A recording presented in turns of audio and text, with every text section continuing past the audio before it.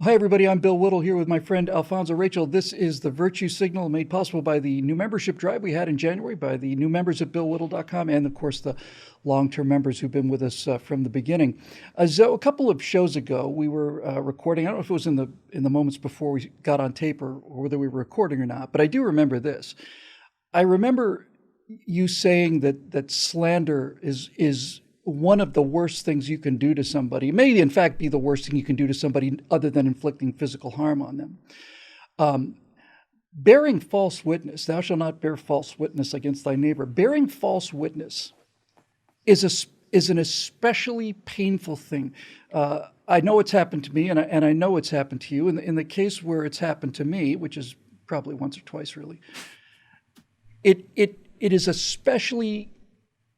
It's an especially red hot kind of a dagger because it goes to something that's very precious and very hard to build and maintain, and that is your character, your reputation, your honor. When somebody comes in and destroys the credibility and the integrity that you've spent a lifetime building up, that hurts a lot worse, much worse, than having somebody call you out for something that you actually did. Definitely, man. And that's why slander itself, like when you look at the 10 Commandments, a lot of people think that the commandment is to not lie. Lying is not the problem, right? You can actually lie and save somebody's life. Hey, you got you got any Jews in there? No. Yeah, did these pants make me look fat? No, honey. Yeah. Now you're lying to save your own life. Amen, right? Not that we have those problems. We don't have to tell our wives that. Now, y'all be looking good. Speaking hypothetically. Right? But the key is to not slander. That's what the word breaks down to. It's like, thou shalt not bear false witness. Because yes, just like we said, the worst thing you could do to somebody without touching them is slander them. And these things, they lead to murder, ultimately, right? When you slander somebody. But, in other ways, you can destroy a relationship, destroy a business, destroy friendships.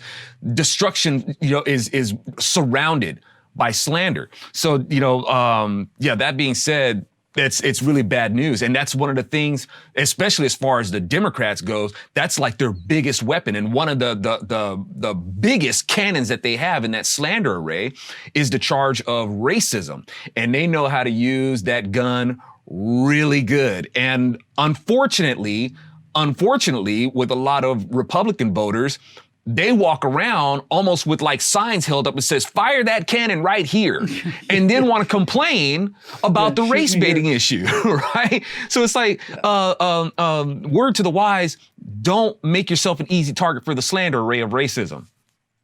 Well, I don't need to get too much into all the details, and people who've been listening to me for a while know most of this story. But basically, this happened to me several years ago, and I don't know how many hours there are of me just speaking spontaneously on the internet without a script, but it's easily in excess of 5,000 hours. Wow.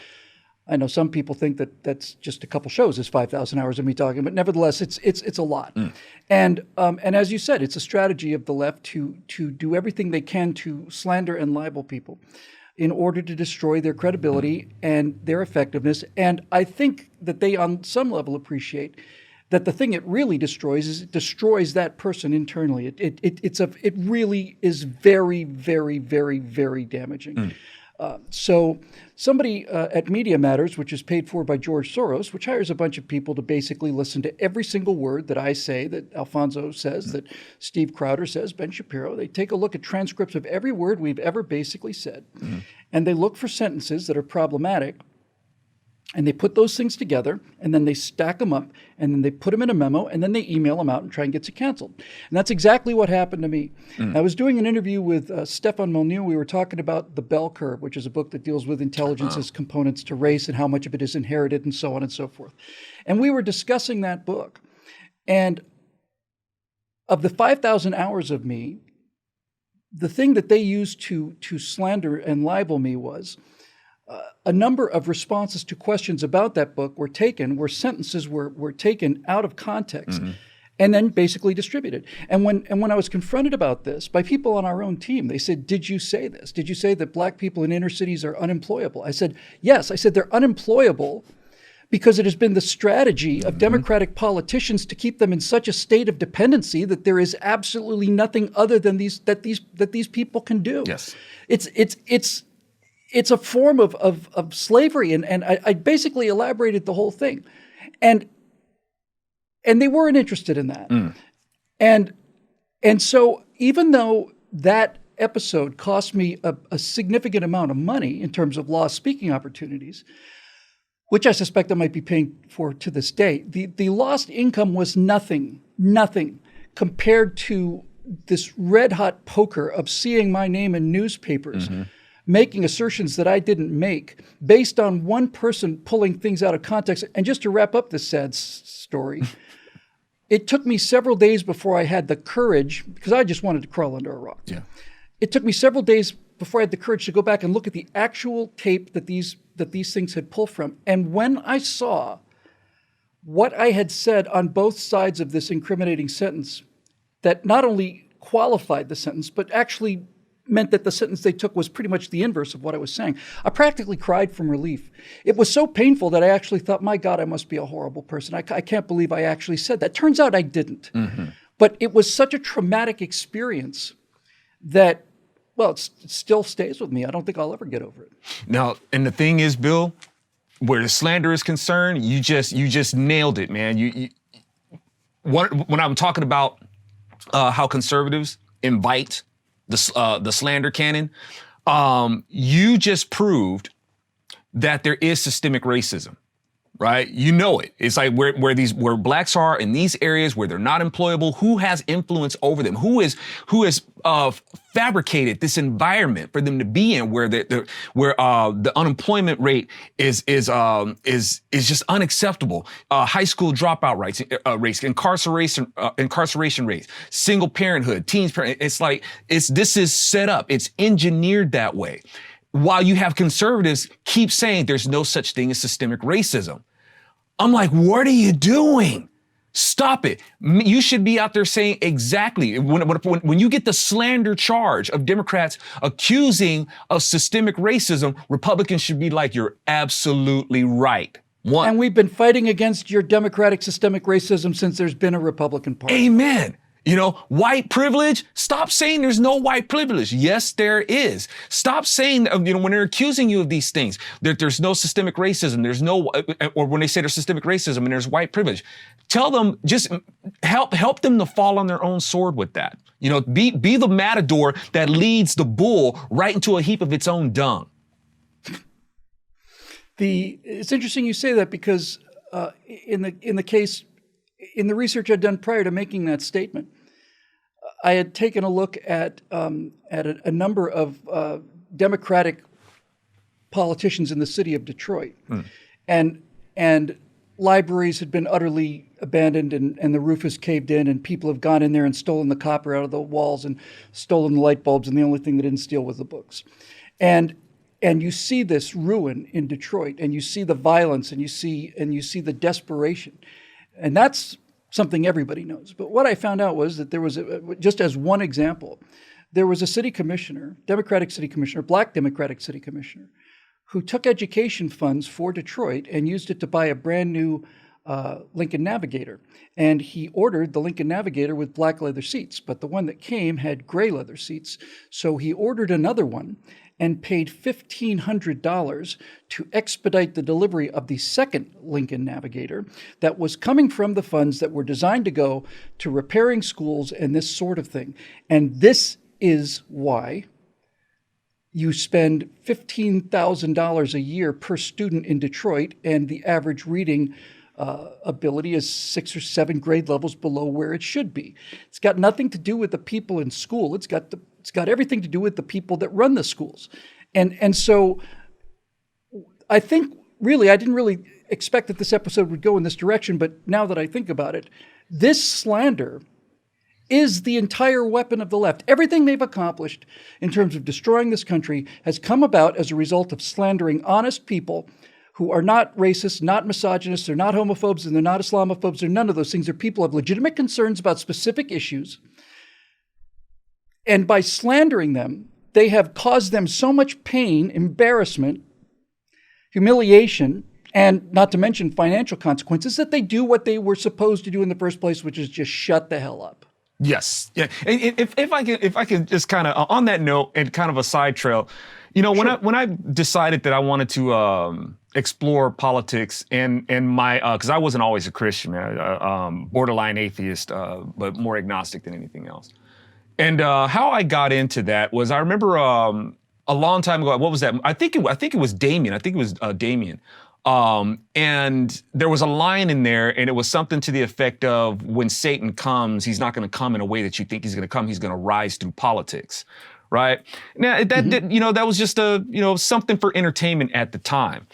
But then when I started to have like more discourse, with my musician friends who tend to lean to the left, and it just came down to the question. This is like back in the 90s, and I'm like, well, why are you a Democrat? Right? Because I was a default Democrat too, right? Sure. And I'm like, why are you a Democrat? And rather than telling me their platform of Democrats, they just started accusing Republicans. Well, Republicans are this because Republicans are that. And I'm like, okay, yeah, but you haven't told me why you're a Democrat, though. You just told me why you hate Republicans, but you haven't given me anything that you stand on as a Democrat. And from there, that really stuck with me. It's like, man, all you guys do is accuse Republicans all the time. And then when I found, start flipping through the Bible for another reason, I started flipping through the Bible. When I found out that the name of Satan means the accuser, it made sense. Like I said, starting when he said, like that movie, he'll rise through politics. And then I put those two together. I was like, oh, snap, that is the full-on weapon of the Democrat Party. Slander. They slander. And as the word says, you are, because Jesus is talking to the talking to the Jews. And he's like, you're of your father, the devil. Not calling the Jews the devil, but I'm saying that those who refuse to see this truth, and that could be anybody, before anybody accuses us of being anti-Semitic, right? It could be anybody. If you refuse to see the truth when it's standing right in front of you, then you are of your father, the devil, and the sins of your father you will do. The power of that slander and the length that it's been going on and the magnitude of it really does almost boggle the mind. P.J. O'Rourke is the guy who really got me into conservatism because he was just so funny and cool and loose, kind of swinging kind of guy. And he talked, and this is back in the 80s. He wrote that he'd been in the worst places in the world. He'd been in Syria. He'd been in villages in the poorest parts of Africa. He'd been in totalitarian states. He'd been everywhere. And he said the most scared he'd ever been was in a housing project in New Jersey. And the power of that slander is so strong that the reason I bring up what PJ said is that you could make a pretty good case that there are very few places in the world that are quite as bad as these inner cities that have been allowed to decay into no-fly zones of just violence and murder and mayhem. And the point I'm trying to make here is, how effective does that slander have to be for people to live in those kind of conditions for 3 or 4 generations and still continue to vote for the people that made these places so horrible in the first place? In other words, if you're living in that kind of a hell and you keep voting for the people who have created this hell, it wasn't hell before. Baltimore, worst parts of Baltimore used to be working class neighborhoods, white and black people living together, going to the same church, walking to the same parks. It wasn't like this. But if situation gets so horrible and so desperate and you are still not willing to try something different, then the slander against the opponent is so powerful that it's going to keep you in this condition apparently forever. Indeed, man. And the thing about slander itself is it's a creative process, which means that you're operating from a basis of imagination. And that's what a lot of people are given over to. That's what we're dealing with a lot right now, Bills. We're dealing with people who are given over to their imaginations rather than reason.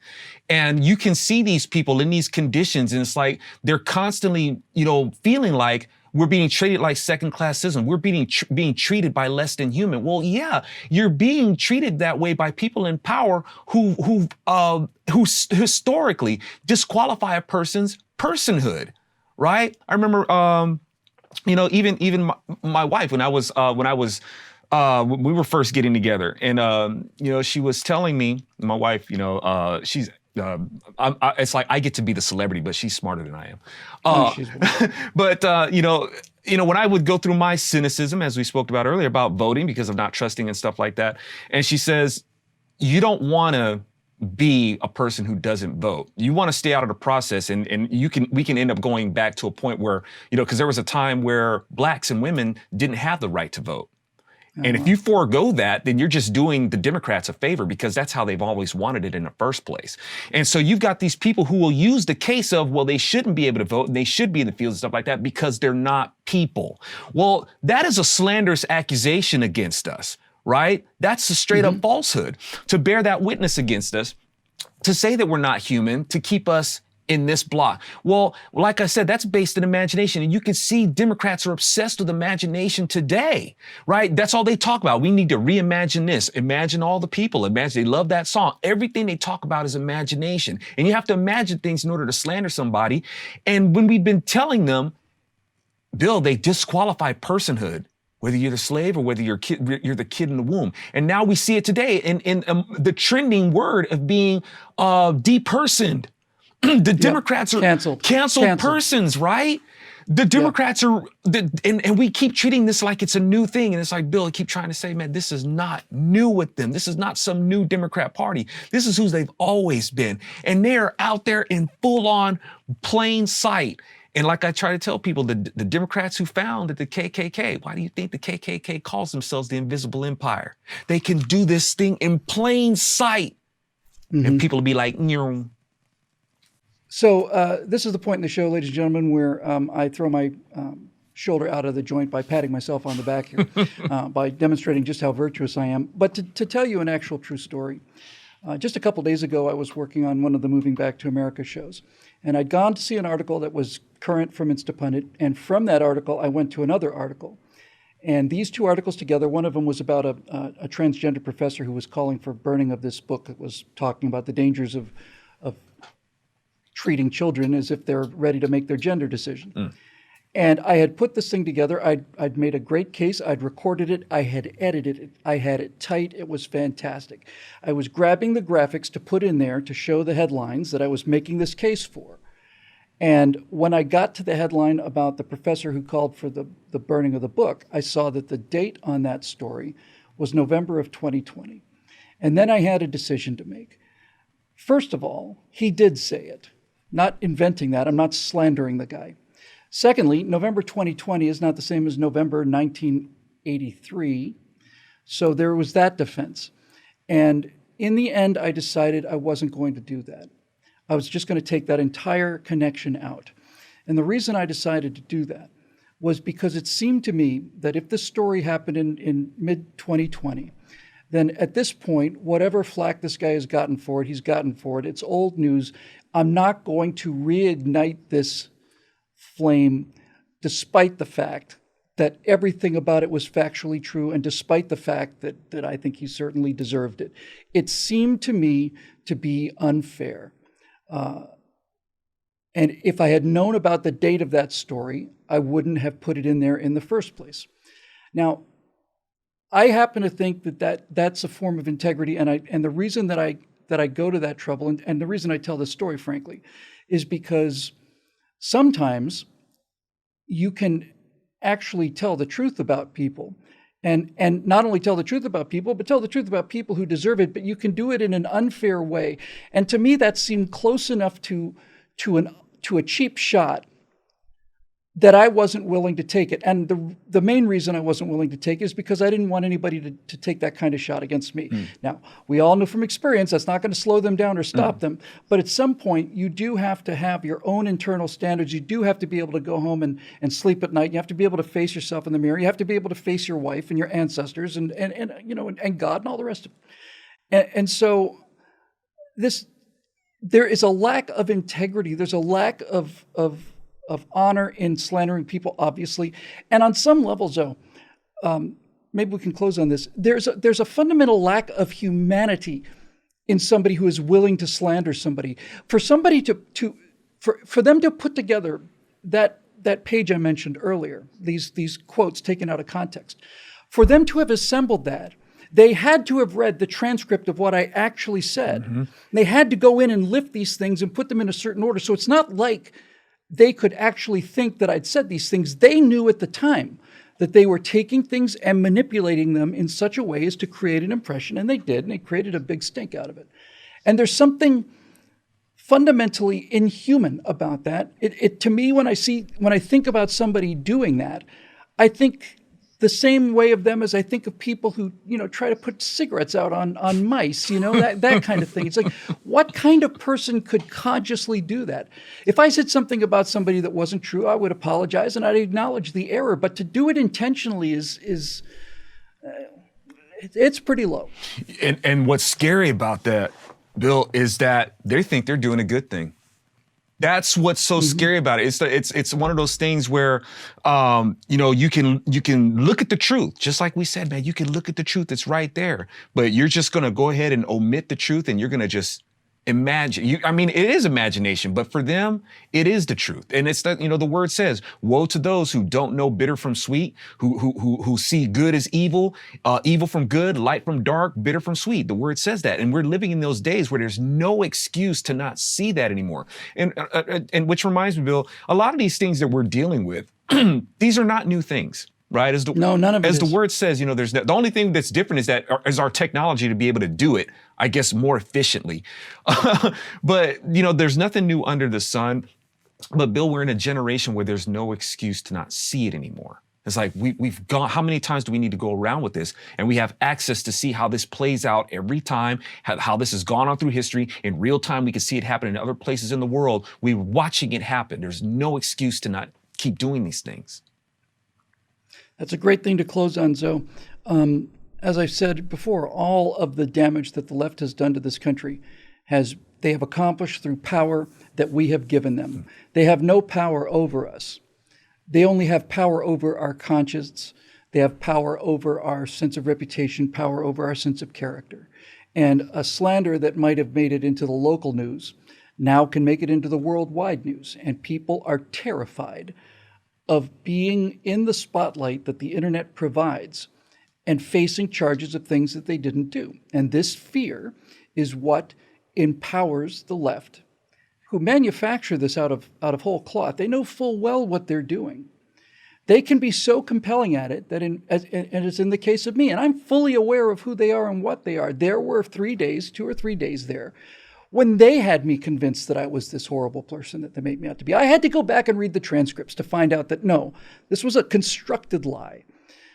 But understanding the process and understanding the strategy is really the only way we're going to get out of this. There's going to have to come a point, folks, because they're not going to stop slandering people. They're not going to stop lying about us. They're just not. So the only way that we can go forward seems to me to be twofold. We either acquiesce to this form of blackmail, in which case we lose the country and we deserve to, or we develop the kind of thickness of skin to say, I know it's not true. The people that love me know it's not true. God, if you believe in God, knows it's not true, and it's not true. And then proceed according to your conscience, despite the fact that people are lying about you and using your conscience as a weapon against you. Anything you want to add to that before we wrap this up? Only an amen and a right on. Okay. When you get to the pearly gates, and by the way, I'm pretty sure you're going to make it. Which one of those two are you going to use first?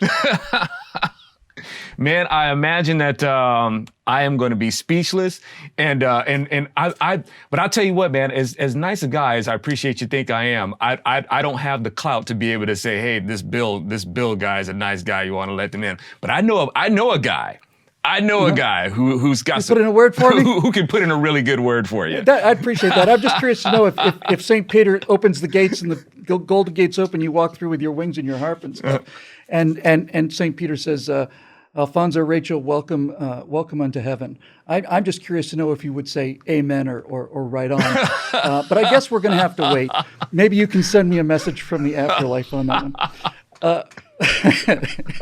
You know what? On second thought, I don't want to be haunted by you. I don't need that at all. So anyway, folks, that is going to do it for this edition of the Virtue Signal with my good friend and colleague Alfonzo Rachel. You've been asking for him for years, and we had a membership challenge and we met it. So here he is, and we're looking forward to doing more with him in the future. For everybody here at this small little company, thank you very much for your membership. Thank you for your support, certainly. And on behalf of Alfonzo Rachel and myself, we'll see you next time right here on the Virtue Signal.